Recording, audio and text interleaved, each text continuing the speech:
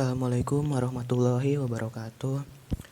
Kami di sini akan mempresentasikan hasil dari kerja kelompok kami dengan tema manajemen komunikasi.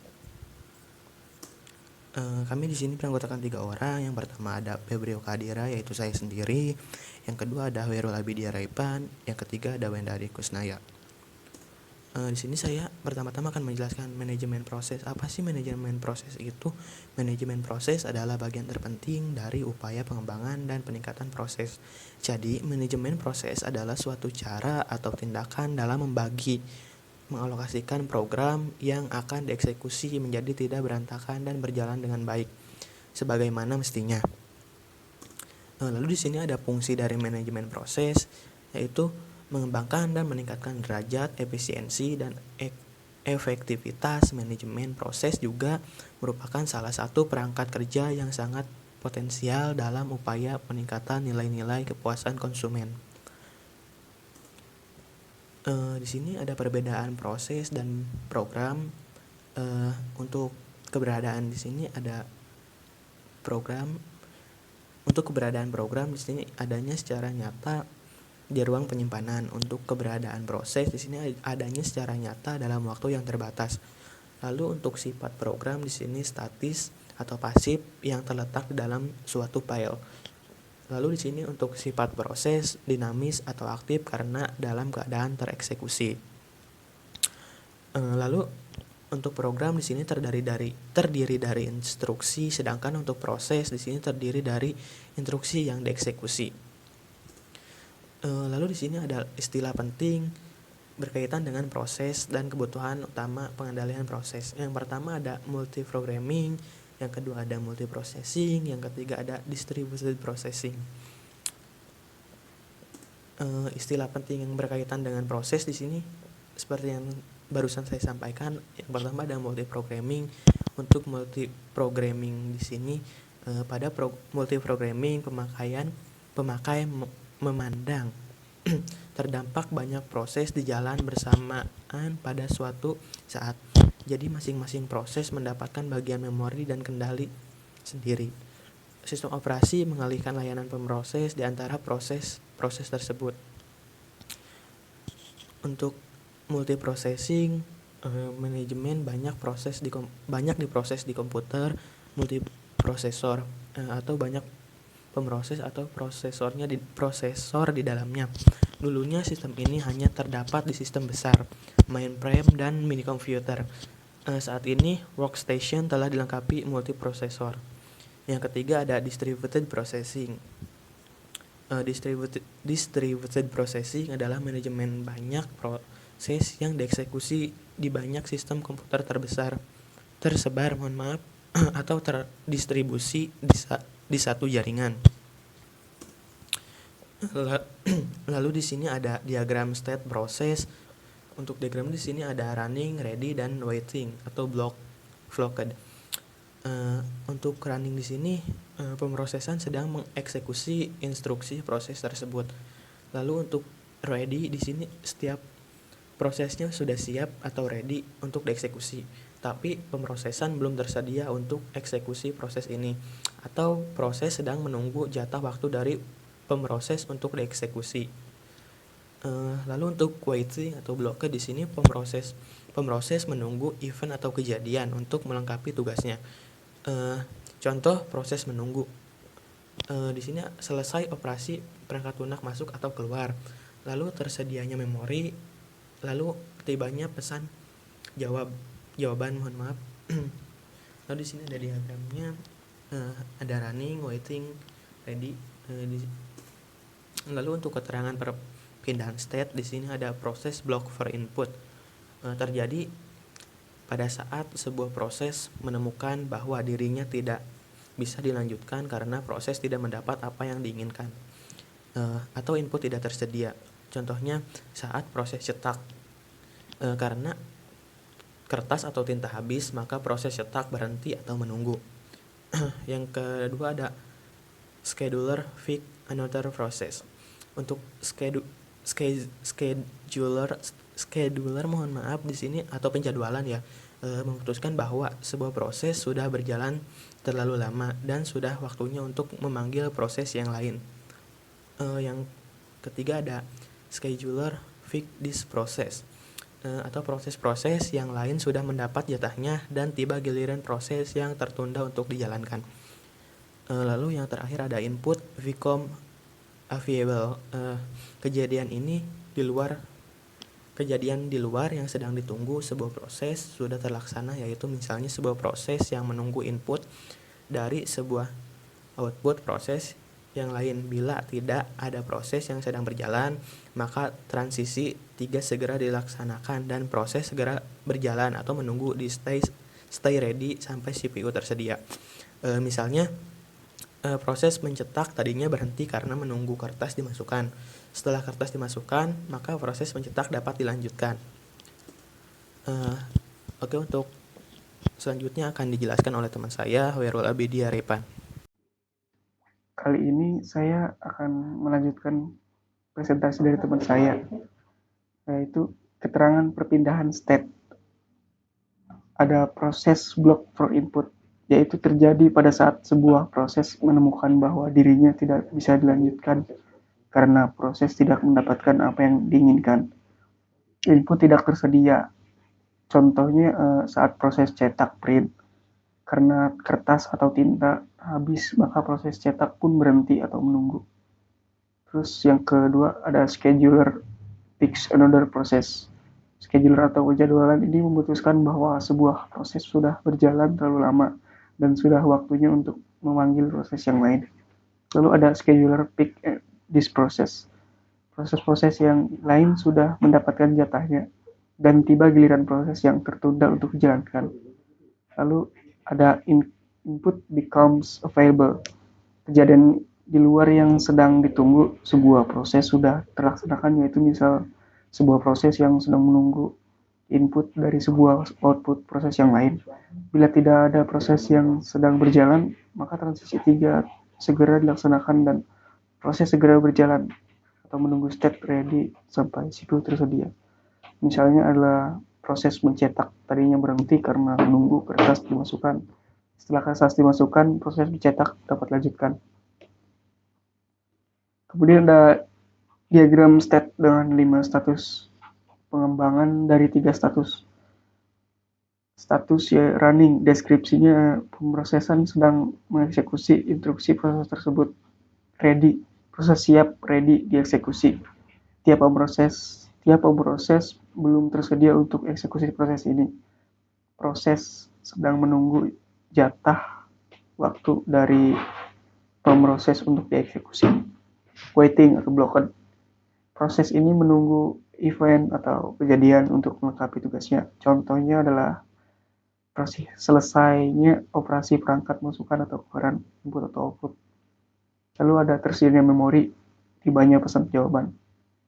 Lalu ada new, proses ini baru saja dibuat. Lalu terminate, proses telah selesai dieksekusi. Di sini ada diagram atau gambar ya, yaitu new, ready, running, terminate, blocked, waiting. Di new ini disetujui, lalu dia ready, schedule, dispatch ke running. Running lalu menunggu I/O atau suatu event, lalu ke blocked waiting. Blocked waiting lalu ke ready lagi dengan alur pekerjaan I/O ada atau suatu event telah selesai. Dari ready ini scheduler dispatch ke exit abort atau terminate. Hanya satu proses yang dapat berjalan pada proses manapun pada suatu waktu. Namun banyak proses yang dapat bersatu ready atau waiting. New terminate disetujui exit, abort interrupt, ready running scheduler dispatch pekerjaan I atau O atau input output atau suatu event telah selesai menunggu input output atau suatu event block. Waiting jadi ada 3 kemungkinan bila sebuah proses memiliki status running. Yaitu pertama, jika program telah selesai dieksekusi, maka status dari proses tersebut akan berubah menjadi terminated. 2. Jika waktu yang disediakan oleh OS untuk proses tersebut sudah habis, maka akan terjadi interrupt dan proses tersebut kini berstatus ready. Yang terakhir itu jika suatu event terjadi pada saat proses dieksekusi seperti ada yang permintaan input output, maka proses tersebut akan menunggu event tersebut selesai dan proses berstatus waiting. Kemudian ada PCB ya, proses control block, di mana setiap proses digambarkan dalam sistem operasi oleh sebuah proses control block atau PCB. Juga disebut sebuah control block. Gambarnya kurang lebih seperti ini. PCB ini berisikan banyak bagian dari informasi yang berhubungan dengan sebuah proses yang spesifik, termasuk hal-hal di bawah ini. Pertama, ada status proses, status new, ready, running, waiting, terminate, dan juga banyak lagi. Kedua, ada program counter suatu stack yang berisi alamat berikutnya yang akan dieksekusi oleh proses tersebut. Ketiga, ada CPU register. Register tersebut termasuk akumulator, register index, stack pointer, general purpose register, ditambah kode informasi pada kondisi apapun, beserta dengan program counter. Keadaan atau status informasi harus disimpan ketika gangguan terjadi untuk memungkinkan proses tersebut berjalan atau bekerja dengan benar setelahnya. Yang keempat adalah informasi penjadwalan CPU. Informasi ini berisi prioritas dari suatu proses, pointer ke antrian penjadwalan, dan beberapa parameter penjadwalan yang lainnya. Kelima, ada informasi manajemen memori. Informasi ini dapat termasuk suatu informasi sebagai nilai dari dasar dan batas register, tabel halaman, atau tabel segmen tergantung pada sistem memori yang digunakan oleh sistem operasi. Keenam, ada informasi pencatatan. Informasi ini termasuk jumlah dari CPU dan waktu real yang digunakan, batas waktu, jumlah akun, jumlah job atau progress, dan banyak lagi. Yang ketujuh, ada informasi status I/O. Informasi ini termasuk daftar dari perangkat I/O yang digunakan pada proses ini, daftar bekas-bekas yang sedang diakses, dan banyak lagi. Proses. Pembentukan proses saat komputer berjalan. Terdapat banyak proses yang berjalan secara bersamaan. Sebuah proses dibuat melalui sistem call create process yang membentuk proses turunan child process yang dilakukan oleh proses induk parent process. Proses turunan tersebut juga mampu membuat proses control block baru sehingga semua proses ini pada akhirnya membentuk pohon proses. Ketika sebuah proses dibuat, maka proses tersebut dapat memperoleh sumber daya seperti waktu CPU, memori, berkas, atau perangkat I/O. Sumber daya ini dapat diperoleh langsung dari sistem operasi, dari proses induk yang membagi-bagikan proses sumber daya kepada setiap proses turunannya, atau proses turunan dan proses induk berbagai sumber daya yang diberikan sistem operasi. Lalu ada operasi pada proses. Sistem operasi dalam mengelola proses dapat melakukan operasi-operasi terhadap proses, di antaranya penciptaan proses atau create a process, lalu penghancuran atau terminasi proses, destroy a process, penundaan proses, suspend all process, pelanjutan kembali proses, resume proses, pengubahan prioritas proses, ada memblok proses, membangunkan proses, menjadwalkan proses. Yang terakhir itu memungkinkan proses berkomunikasi dengan proses lain.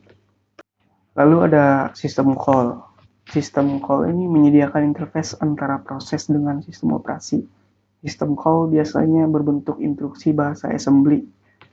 Sistem call adalah suatu kumpulan instruksi extend yang disediakan oleh sistem operasi yang berfungsi sebagai interface antara sistem operasi dengan program pemakai. Program pemakai berkomunikasi dengan sistem operasi dengan meminta layanan dari sistem operasi dengan membuat sistem call.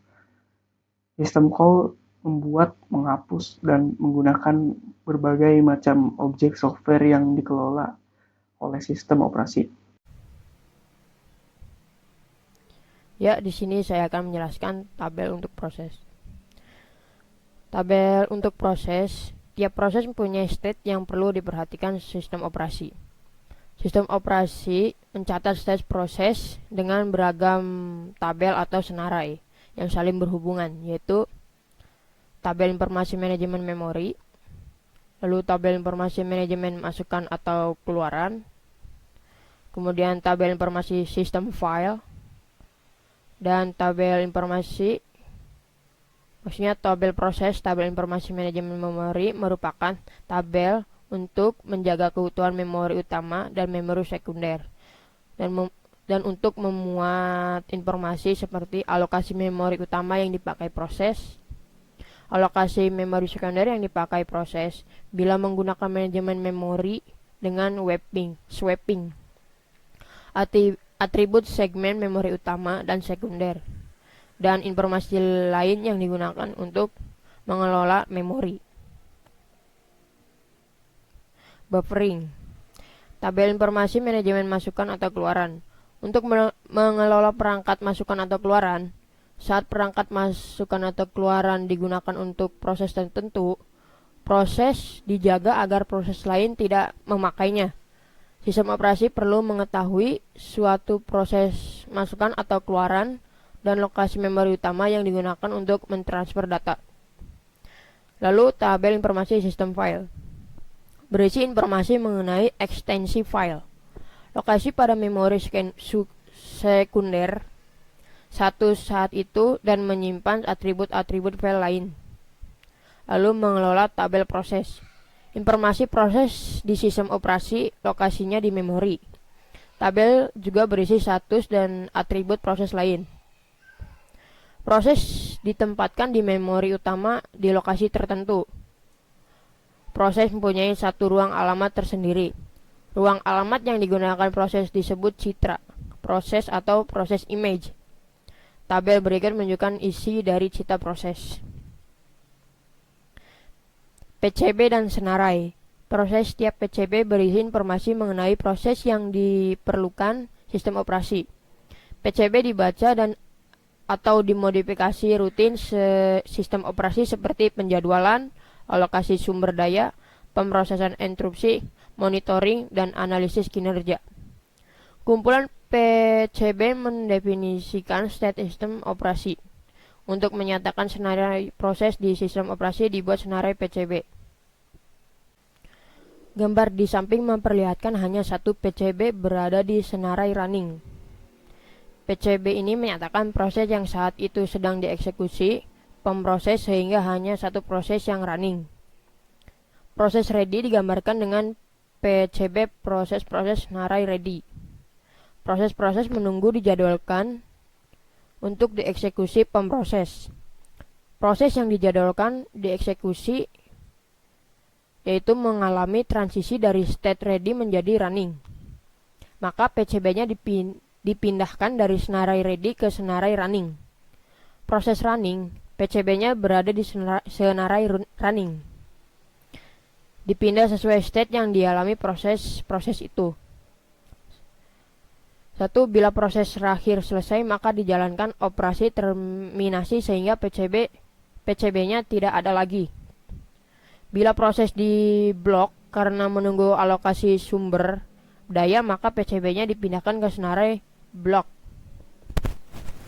Bila proses dijadwalkan habis jatah waktu eksekusinya, maka PCB-nya dipindahkan ke senarai ready. Proses yang sedang blok berpindah menjadi ready bila sumber daya yang ditunggu telah teralokasi untuknya. Untuk itu, PCB-nya dipindahkan ke senarai ready. Pengakses informasi di PCB rutin-rutin. Sistem operasi perlu mengakses informasi di PCB.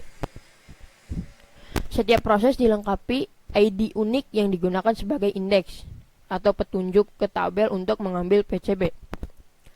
Untuk menghindari bug, atau kesalahan pemrograman pada rutin tunggal yang bisa mengakibatkan rusaknya PCB dan menghindari perubahan rencana struktur dan sistematik PCB. Maka semua rutin sistem operasi melewati satu rutin khusus, yaitu rutin penanganan PCB dalam mengakses PCB. Tugas rutin adalah memproteksi PCB dan menjadi perantara pembaca dan penulis PCB. Untuk kelemahannya, adanya overhead kinerja karena harus memanggil rutin penanganan PCB. Pengaksesan langsung terhadap PCB tentu lebih cepat daripada harus memanggil rutin penanganan PCB. Di sini ada tahap-tahap penciptaan proses. Tahap penciptaan proses yaitu 1. Identifier unik ke proses baru.